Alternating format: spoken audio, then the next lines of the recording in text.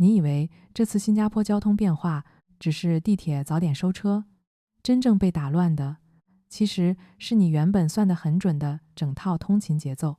DTL 从7月10日到9月5日调整服务时间，表面看是周五晚间提早结束，周六早上延后开始，背后是为了配合 TEL 和市区线延长工程做系统整合。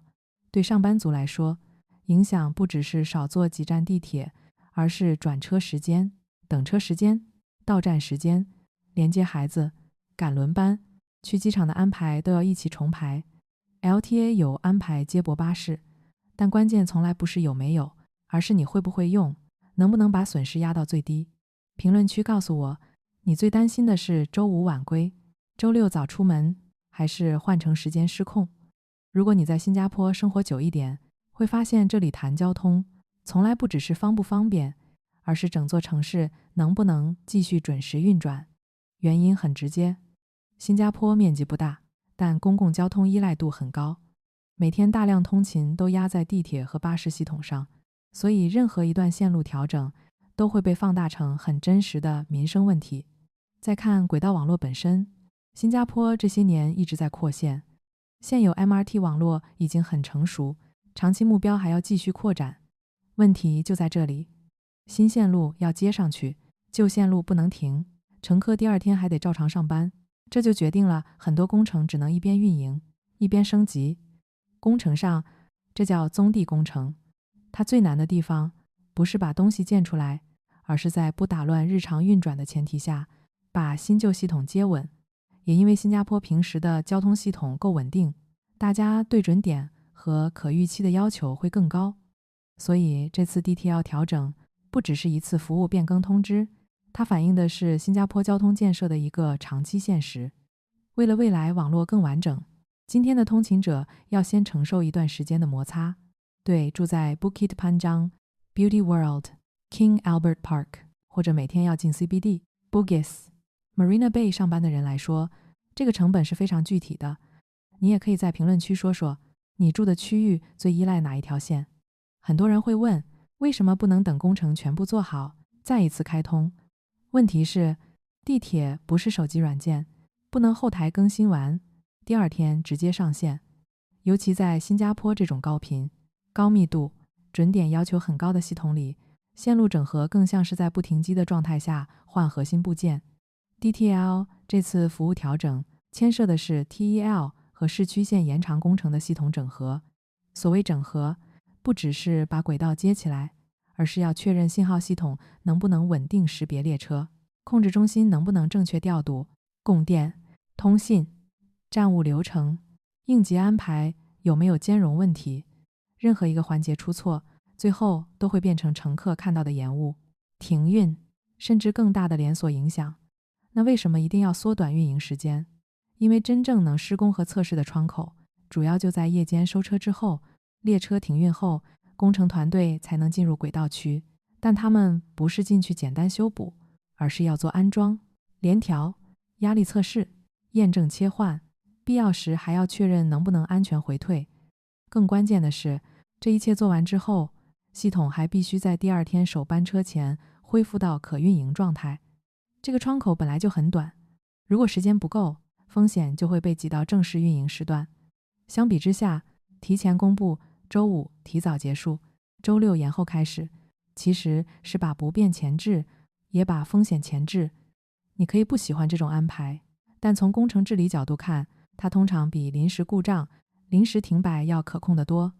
新加坡过去在轨道升级上也积累过经验，公众很清楚，技术切换如果测试不足，代价绝对不只是早点收车这么简单。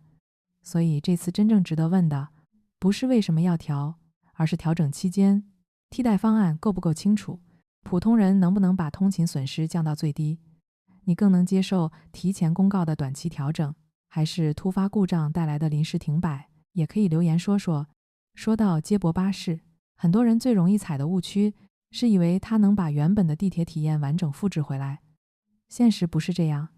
接驳巴士的作用是在施工窗口里让网络不断线，不是保证你门到门时间完全不变。所以你能不能维持通勤效率，关键不在官方有没有安排，而在你有没有主动重算时间。很多人只看公告里的班次频率，看到5到10分钟一班，就觉得影响不会太大，但那只是发车频率，不是你的实际离开时间。特别是周五晚间，下班人流集中，一旦你还是照平时的时间出站，就很可能在接驳点遇到短时堆积。对上班族来说，最有效的做法不是硬扛，而是把原本刚刚好的节奏改成留一点缓冲。调整期间，尽量把出门时间前移15到20分钟。周六早班、轮班、医院预约、送孩子上课、赶机场的人更要这样做。第二个建议，优先减少换乘次数，不要只看地图上理论最快路线，因为施工期间最不稳定的通常不是主干段，而是每一次衔接，少换一次，往往就少一次误差。第三个建议，不要把接驳巴士当成唯一答案。对一部分人来说，普通巴士加另一条 MRT 线的混合走法反而更稳。表面上看绕一点，但如果能避开最拥挤的接驳点，实际到达时间未必更差。第四个建议，前一晚就把路线确认好，不要等到站台才看告示，把 LTA 公告、My Transport SG、地图应用一起看，先确认出入口、接驳点、首班和末班变化。对刚来新加坡不久的人，这一步尤其重要，因为你可能还没有建立本地替代路线的直觉，一旦只认一条线，遇到调整就会很被动。接驳巴士从来不是有没有的问题，而是你会不会把它放进整段通勤链条里去看。你越早调整，损失通常越小。